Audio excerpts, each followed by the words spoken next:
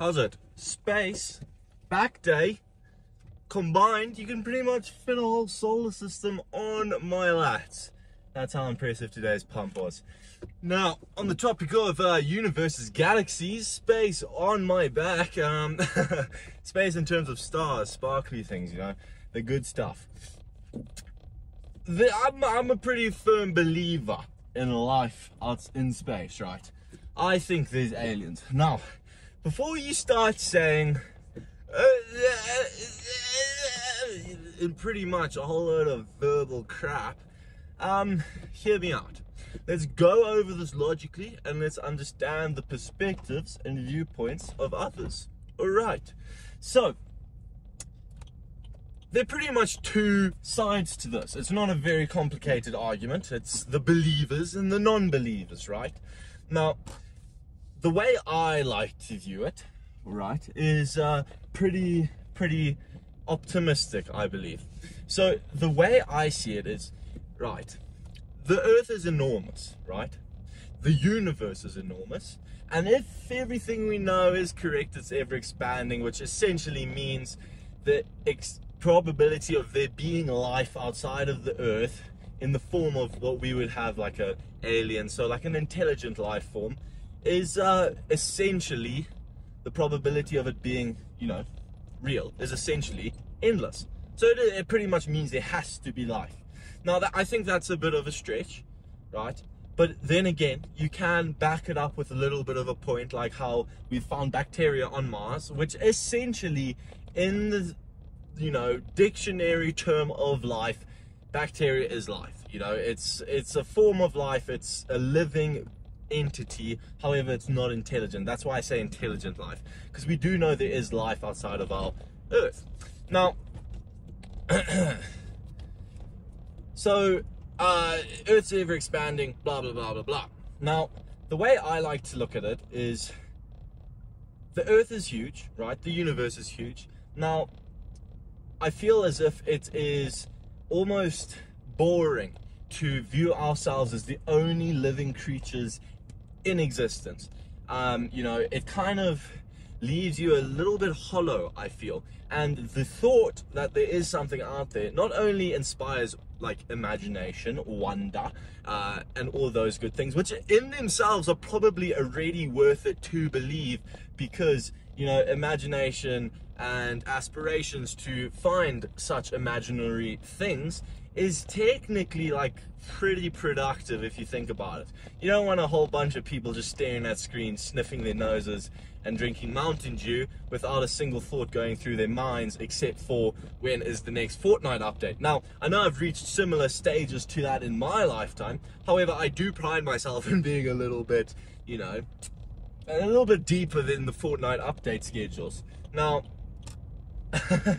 on that note, not Fortnite note, but on the note of finding it a little bit deeper, etc., etc., you could then go into a religious belief argument. Okay, so in the sense of a religious belief system, and this is a very interesting way I've heard religion and the evidence, like the proof of religion being real. Now, I'm not going to go into religion because I think that's a topic that I don't particularly want to discuss. However, the person that I heard saying this, and I thought it was very valid in more than just this, in the sense of other things like day-to-day activities, is if you believe in, for example, Jesus, right? If you believe in Jesus and he is real, you will go to heaven, right? Because ultimately he would sacrifice his sins, etc., etc., your sins, and you'd go to heaven. If you do not believe in Jesus, you'll go to hell. Okay, that's not exactly how it works in the Bible, but, you know, this is just a very rough example for the sake of the argument. Now, so obviously the benefit would be going to heaven by believing in said belief system. Now, if you apply, and then, right, so what is the drawback of believing in, you know, Jesus, for this example? None, right? Like, if you die and he's not real, oh well, Like, you know, not much is gonna happen to you. You're just gonna float in the abyss. But if you die and he is real, and you believed in him, heaven. You know, there's like literally no loss to belief, if that makes sense. It's only a win situation. So if you apply that to our previous argument, discussion, space, right? If you believe in aliens, right, you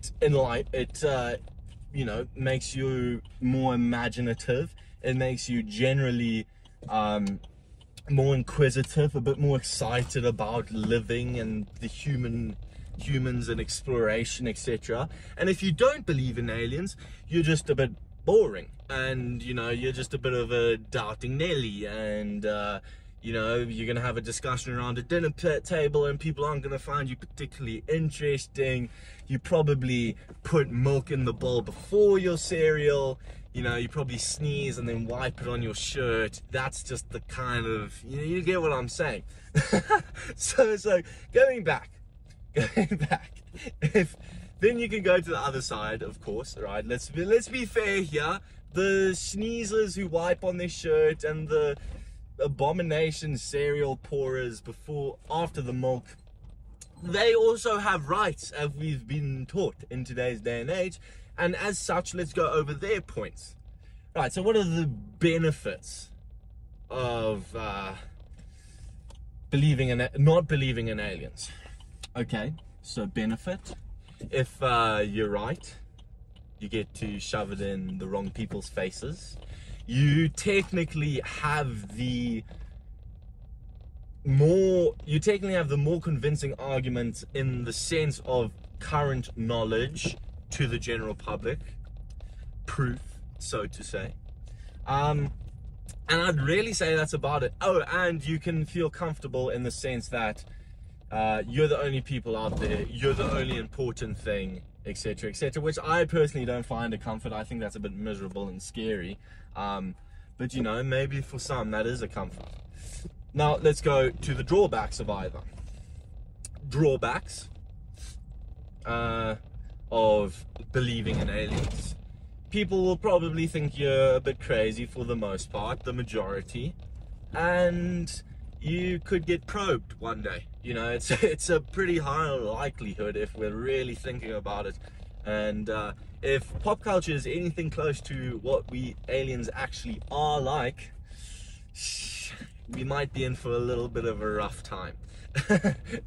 Then cons of not believing: if you are right, probing is going to be extra scary because you didn't think it was ever going to be a possibility. And what else is a con of not believing in it? You're just a bit boring. You know, I'd say that's about the stance that I have on it in general. So ultimately, if we look at it from a whole picture now, people who believe in aliens, they may be more imaginative, they may be slightly more intellectual, you know, a bit more adventurous, you know, ready to explore the world and its possibilities. And then people who don't believe in aliens are boring and probably, you know, pay their taxes and eat cheese sandwiches for lunch every day, and that's it. That's their staple diet. They probably also don't have a back big enough to fit a whole solar system on, you know, because your imagination isn't big enough to fit the solar system. You get me? Right? Anyway, that was a whole lot of yippa yappa, but I think it's one of those topics that I always think about, and you know, the benefit behind it is really not much, but ultimately it is kind of a bit of fun for the mind. Well, thanks for watching. I hope you've enjoyed, and